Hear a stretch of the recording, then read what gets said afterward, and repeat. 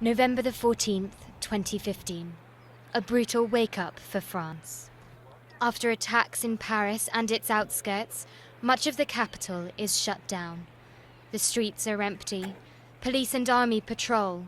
The country is in shock.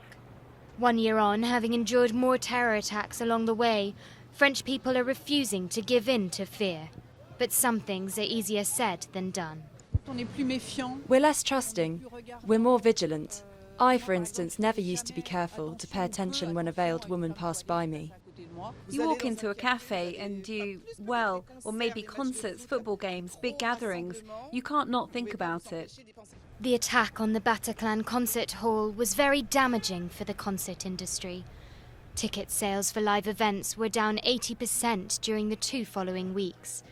Venues turned to bouncers to reassure the public, but the landscape has changed.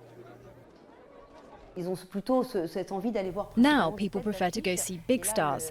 In terms of live music, less people are going to watch emerging artists in small concert halls where audiences are down by 9%. And the same goes for restaurants. Across the sector, many say their terraces and dining rooms have emptied.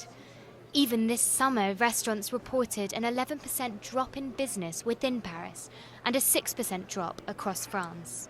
The people who live in the suburbs now stay in their suburbs and have rediscovered their areas, something that's very good for our suburban comrades. They're good restaurants, cinemas and theatres. So people from the suburbs have stayed in their suburbs. For those who do go out, the sight of police patrols is the new normal. Security checks, suspicious luggage alerts, and even children training against terror attacks have become commonplace. But despite all that, French people remain optimistic. When we look at the figures for French people's optimism as measured by the National Institute for Statistics, so a reputable source, these numbers haven't been affected by the climate or insecurity, and despite that climate, French people still feel like they're coming out of a crisis, and they're finding a taste for consumerism again and for durable goods. With such conflicting studies, it's hard to say if French attitudes really have changed, or if it's simply a fighting spirit that's keeping moods up. But one thing is for sure, the memory of that fateful night is never far from people's minds.